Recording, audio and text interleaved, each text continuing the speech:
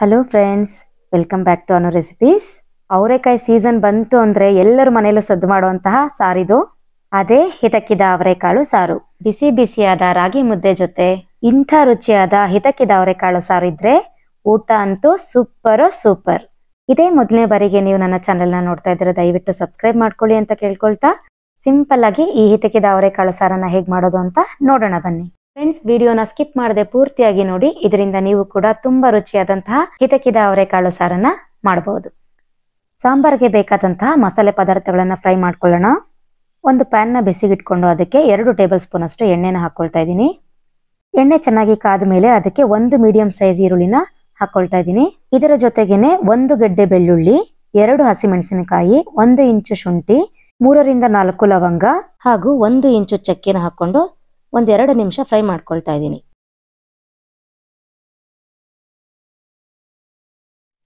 ಈರುಳ್ಳಿ ಸ್ವಲ್ಪ ಫ್ರೈ ಆದ ನಂತರ 1 ಟೇಬಲ್ ಸ್ಪೂನ್ ಅಷ್ಟು ಗಸಗಸೆ ಹಾಗೂ 2 ಟೇಬಲ್ ಸ್ಪೂನ್ ಅಷ್ಟು ಹಿತಕ್ಕಿದ ಅವರೆಕಾಳನ್ನ ಸೇರಿಸ್ಕೊಂಡು ಫ್ರೈ ಮಾಡ್ಕೊಳ್ತಾ ಇದ್ದೀನಿ.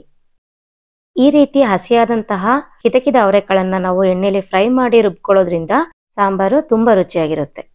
ಹಾಗೇನೆ 1 ಹಿಡಿಯಷ್ಟು ಕೊತ್ತಂಬರಿ ಸೊಪ್ಪನ್ನ ಸೇರಿಸ್ಕೊಂಡು ಬಾಡಿಸ್ಕೊಳ್ತಾ ಇದ್ದೀನಿ. ಕೊನೆಯದಾಗಿ 1 ಟೊಮೊಟೊನ ಸೇರಿಸ್ಕೊಂಡು ಫ್ರೈ ಮಾಡ್ಕೊಳ್ತಾ ಇದ್ದೀನಿ. ಟೊಮೊಟೊ ಫ್ರೈ ಆದಂಥ ಸಂದರ್ಭದಲ್ಲಿ ಸ್ಟವ್ನ ಆಫ್ ಮಾಡ್ಕೊಳ್ಳೋಣ. ಈಗ 2 ಟೇಬಲ್ ಸ್ಪೂನ್ ಅಷ್ಟು ಒಣ ಕೊಬ್ಬರಿ, 1 ಟೇಬಲ್ ಸ್ಪೂನ್ ಅಷ್ಟು ಧನಿಯಾ ಪುಡಿ, ಅರ್ಧ ಟೇಬಲ್ ಸ್ಪೂನ್ ಅಷ್ಟು ಚಿಲ್ಲಿ ಪುಡಿ ಹಾಗೂ 1/4 ಟೀ ಸ್ಪೂನು ಅರಿಶಿಣವನ್ನು ಸೇರಿಸ್ಕೊಂಡು ಬೆರೆಸ್ಕೊಳ್ಳೋಣ. ಈ ಮಸಾಲೆ ಪದಾರ್ಥ ತಣ್ಣಗಾದ ನಂತರ ಮಿಕ್ಸಿ ಜಾರ್ಗೆ ಸೇರಿಸ್ಕೊಳ್ತಾ ಇದ್ದೀನಿ.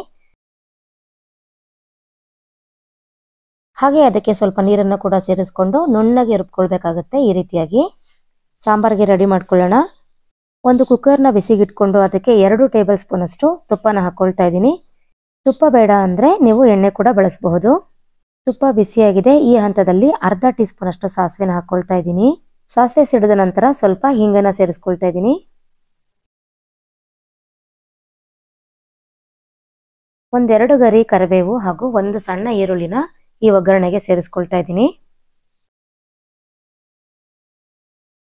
ಈ ಒಗ್ಗರಣೆಗೆ 2 ಬದನೆಕಾಯಿ ಹಾಗೂ 1 ಆಲೂಗಡ್ಡೆನ ಸೇರಿಸ್ಕೊಳ್ತಾ ಇದ್ದೀನಿ.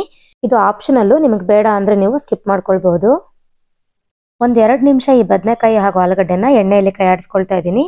ನಂತರ ಅದಕ್ಕೆ ಹಿತಕ್ಕಿದಂಥ ಅವರೆಕಾಳನ್ನ ಸೇರಿಸ್ಕೊಳ್ತಾ ಇದ್ದೀನಿ. 3/4 kg ಆಗುವಷ್ಟು ಅವರೆಕಾಳನ್ನ ಬಳಸ್ತಾ ಇದ್ದೀನಿ. ನಾವು ರುಬ್ಕೊಂಡಂತಹ ಮಸಾಲೆನ ಸೇರಿಸ್ಕೊಳ್ತಾ ಇದ್ದೀನಿ. ಹಾಗೆ ಮಿಕ್ಸಿ ಜಾರ್ಗೆ ಸ್ವಲ್ಪ ನೀರನ್ನು ಕೂಡ ಹಾಕೊಂಡು ಅದನ್ನು ಕೂಡ ಸೇರಿಸ್ಕೊಳ್ತಾ ಇದ್ದೀನಿ. ಈ ಎಲ್ಲ ಪದಾರ್ಥಗಳನ್ನ ಚೆನ್ನಾಗಿ ಒಂದ್ಸರಿ ಮಿಕ್ಸ್ ಮಾಡಿಕೊಂಡು ರುಚಿಗೆ ತಕ್ಕಷ್ಟು ಉಪ್ಪನ್ನ ಸೇರಿಸ್ಕೊಳ್ತಾ ಇದ್ದೀನಿ. ಸಾಂಬಾರ್ ನಿಮಗೆ ಯಾವ ಕನ್ಸಿಸ್ಟೆನ್ಸಿಲಿ ಬೇಕೋ ಆ ಆಧಾರದ ಮೇಲೆ ನೀವು ನೀರನ್ನ ಸೇರಿಸ್ಕೊಳ್ಬಹುದು. ರಾಗಿ ಮುದ್ದೆ ಜೊತೆಗೆ ಅಥವಾ ಅನ್ನಕ್ಕೆ ಆದರೆ ಸ್ವಲ್ಪ ತೆಳು ಇರಲಿ, ಚಪಾತಿ, ದೋಸೆ ಅಥವಾ ಪೂರಿ ಜೊತೆ ಆದರೆ ಸ್ವಲ್ಪ ಗಟ್ಟಿಗಿರಲಿ. ಸ್ವಲ್ಪ ಗಟ್ಟಿ ಆಯಿತು ಅಂತಂದರೆ ನೀವು ಈ ರೀತಿಯಾಗಿ ನೀರನ್ನು ಹಾಕ್ಕೊಂಡು ಅಡ್ಜಸ್ಟ್ ಮಾಡ್ಕೊಳ್ಬೋದು. ಸಾಲ್ಟ್ ಏನಾದರೂ ಸೇರಿಸ್ಬೇಕಾದ್ರೆ ಈ ಹಂತದಲ್ಲಿ ನೀವು ಸೇರಿಸ್ಕೊಳ್ಳಿ. ಕೊನೆಯದಾಗಿ ಸ್ವಲ್ಪ ಕೊತ್ತಂಬರಿ ಸೊಪ್ಪನ್ನು ಸೇರಿಸ್ಕೊಂಡು 1 ವಿಜಿಲ್ ಕೂಗಿಸ್ಕೊಂಡ್ರೆ ಸಾಕಾಗುತ್ತೆ. ಫ್ರೆಂಡ್ಸ್, ಗಮನಿಸ್ಕೊಳ್ಳಿ, ಈ ಸಾಂಬಾರನ್ನ ನಾವು ಕುಕ್ಕರ್ನಲ್ಲಿ ಮಾಡ್ತಾ ಇರೋದ್ರಿಂದ ಒಂದೇ 1 ವಿಜಿಲ್ಗೆ ಸ್ಟವ್ನ ಆಫ್ ಮಾಡ್ಕೊಳ್ಬೇಕಾಗುತ್ತೆ. ಅವರೆಕಾಳನ್ನ ಆಲ್ರೆಡಿ ನೆನೆಸಿ ಇಟ್ಕಿರೋದ್ರಿಂದ ಕಾಳುಗಳು ಬೇಗ ಬೆಂದೋಗುತ್ತೆ. ಫ್ರೆಂಡ್ಸ್, ನಿಮಗೆ ಈ ವಿಡಿಯೋ ಇಷ್ಟ ಆಯಿತು ಅಂದರೆ ಪ್ಲೀಸ್ ಲೈಕ್ ಮಾಡಿ, ಹಾಗೆ ಫ್ಯಾಮಿಲಿ ಫ್ರೆಂಡ್ಸ್ ಜೊತೆ ಶೇರ್ ಮಾಡಿ. ಮತ್ತೊಂದು ಇಂಟ್ರೆಸ್ಟಿಂಗ್ ರೆಸಿಪಿ ಜೊತೆ ಸಿಗೋಣ. ಅಲ್ಲಿವರೆಗೂ ಧನ್ಯವಾದಗಳು.